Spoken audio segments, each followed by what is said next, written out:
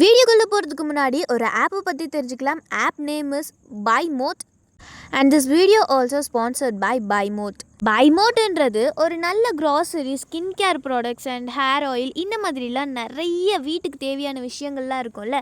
So அதை வாங்கிறதுக்காகவே இருக்கிறது. இது ஒரு ஷாப்பிங் மாதிரி. இதுலேயே நிறைய பிராண்ட்ஸ் எல்லாம் இருக்குது. ஸோ அந்த பிராண்டை வச்சும் நீங்கள் அந்த ப்ராடக்ட்ஸ் எல்லாமே வாங்கிக்கலாம்.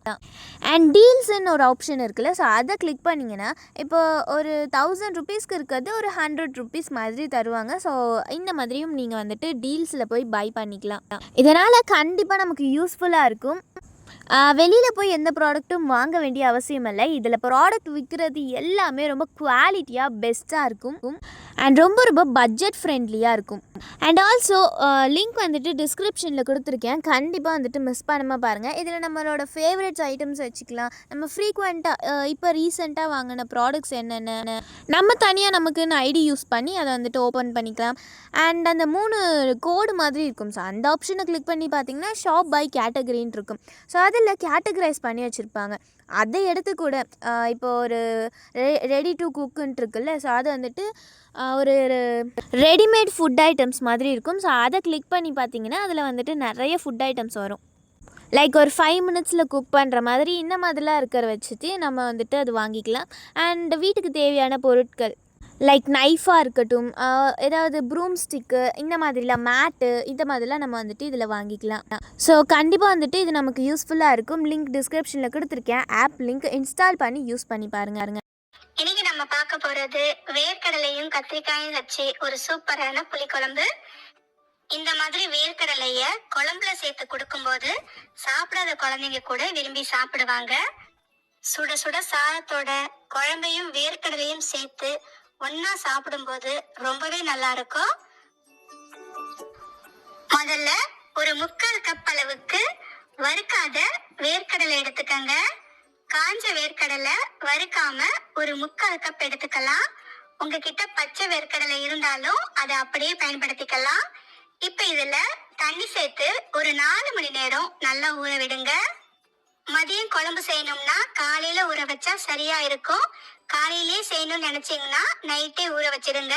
இப்ப பாத்தீங்கன்னா வேர்க்கடலை நல்லா ஊறி வந்திருக்கு. அடுத்து ஒரு பேன்ல 3 டேபிள் ஸ்பூன் எண்ணெய் சேர்த்துக்கோங்க. இப்ப இதுல 1/2 ஸ்பூன் கடுகு சேர்த்து தாளிச்சுக்கோங்க. 1/4 ஸ்பூன் சீரகம் சேர்த்துக்கலாம். கூடவே கொஞ்சமா வெந்தயம் சேர்த்துக்கோங்க. இது எல்லாமே பொரிஞ்சு வந்ததும் அடுத்து ஒரு 15ல இருந்து 20 சின்ன வெங்காயத்தை சேர்த்துக்கோங்க. கூடவே ஒரு 10ல இருந்து 15 பல் பூண்டு சேர்த்துக்கலாம். இப்ப இது எல்லாத்தையும் சேர்த்து நல்லா வதக்கி விட்டுக்காங்க. இது எல்லாம் சேர்ந்து வதங்கும் போதே ஒரு கொத்து கருவேப்பிலையும் சேர்த்துக்கலாம். சின்ன வெங்காயம் பூண்டு ரெண்டுமே நல்லா வதங்கி லேசா நிறம் மாறி வரணும். அது வரைக்கும் நாம இதை வதக்கி விட்டுக்கலாம். அடுத்து இதுல கொஞ்சமா மஞ்சள் தூள் சேர்த்துக்காங்க.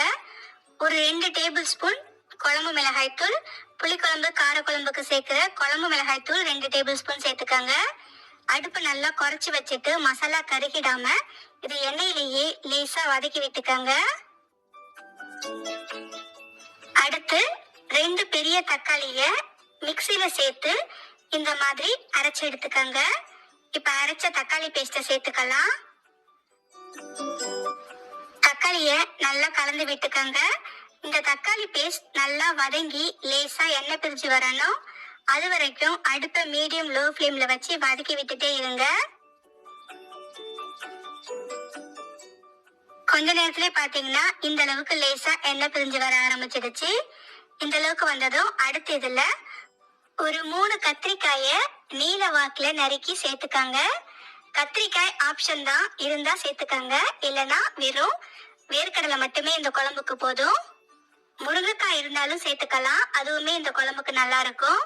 இப்ப கத்திரிக்காய ஒரு 2 நிமிஷத்துக்கு லேசா நல்லா வதக்கி விட்டுக்காங்க.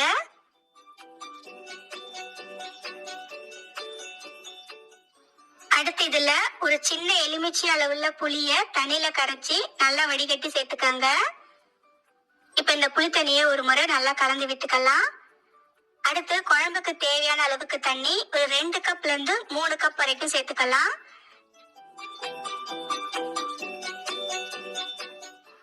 தண்ணி சேர்த்ததுக்கு அப்புறம் ஒரு முறை நல்லா கலந்து விட்டுக்காங்க.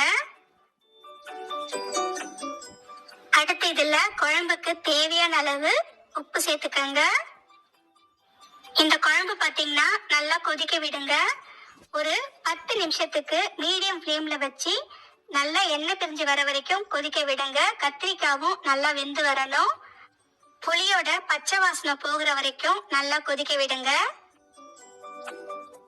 இப்ப பாத்தீங்கன்னா ஊற வச்ச வேர்க்கடலைய குக்கர்ல சேர்த்து ஒரு 4 விசில் வேக வச்சு எடுத்து வச்சிருக்கேன்.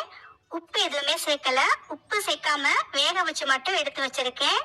இப்ப இந்த வேர்க்கடலைய குழம்புல சேர்த்துக்கலாம்.